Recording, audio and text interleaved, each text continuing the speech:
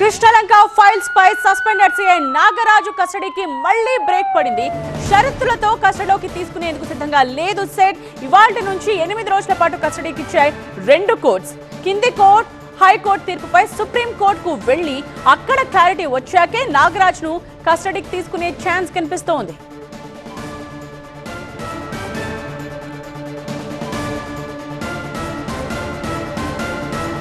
Gade Sai Krishna death కేసులో CI Nagaraju custody వ్యవహారం అనేక డ్రామాల మధ్య ఆగుతోంది.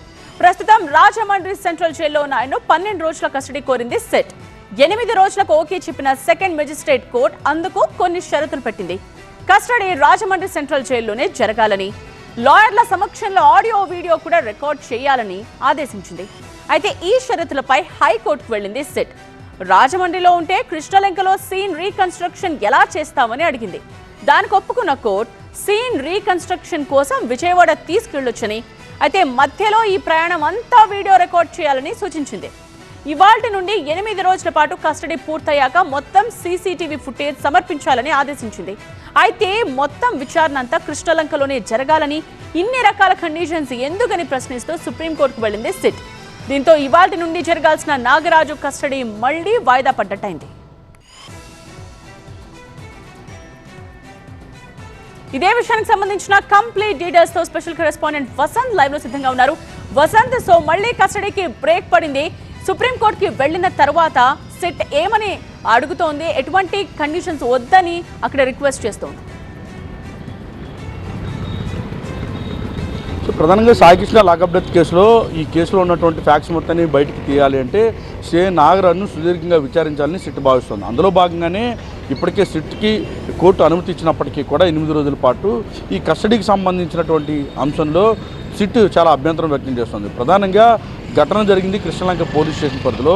ఇప్పటికే ప్రభుత్వం అత్యున్నత స్థాయి దర్యాప్తుకు ఆదేశించింది. సిట్ నియమించి ఈ కేసును విచారణ వేగవంతం చేస్తోంది. కేసు విచారణలో భాగంగా అసలు సాయికృష్ణ ఎలా మరణించాడో తెలియాలి అంటే వాస్తవాలు వెలికి తీయాల్సిన అవసరం స్వతంత్ర దర్యాప్తు సంస్థ అయిన తమపై ఉందని కూడా సిట్ చెప్తోంది. అయితే సాయికృష్ణ లాకప్ డెత్ వ్యవహారంలో ఈ కేసు పారదర్శకంగా విచారణ జరగాలంటే సీన్ ఆఫ్ అఫెన్స్ జరిగినటువంటి ప్రాంతానికి విజిట్ చేయాలి, సీన్ రీకన్స్ట్రక్షన్ చేయాలి.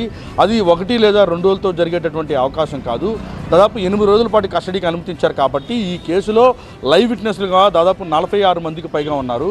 వారందరినీ కూడా ముందు పిలిచి విచారించాలి. వారి స్టేట్మెంట్ రికార్డ్ చేసి వాటిని ముందు నుంచి సిఐ నాగరాజును ప్రశ్నించాల్సినటువంటి అవసరం ఉన్నది. కాబట్టి ఈ వ్యవహారంలో కోర్టు ఇచ్చినటువంటి ఏవైతే కొన్ని ఇన్స్ట్రక్షన్స్ ఉన్నాయో వాటిపైనే సిట్ అభ్యంతరం వ్యక్తం చేస్తుంది. ఈ కేసు సదాసీదా కేసు కాదు, దేశవ్యాప్తంగా కూడా సంచలనం సృష్టించినటువంటి కేసు. కాబట్టి ఈ కేసు విషయంలో స్పష్టత రావాలి అంటే కనుక ఈ కోర్టు ఏవైతే కొన్ని షరతులు విధించిందో వాటిపైన అభ్యంతరం వ్యక్తం చేస్తారు. కాబట్టి ఇప్పుడు ప్రస్తుతం సుప్రీంకోర్టులో ఎస్ఎల్పీ దాఖలు చేసిన సిట్ సిద్ధమైంది. ఇప్పటికే ఈ వ్యవహారానికి సంబంధించి నేటి నుంచి కస్టడీ తీసుకోవాల్సి ఉండగా కస్టడీకి తీసుకుంటారా లేదా అనే దానికి సంబంధించి సిట్ అధికారులు మాత్రం సుముఖంగా లేరు.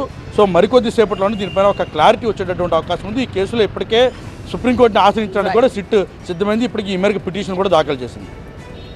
రైట్ వసంత్.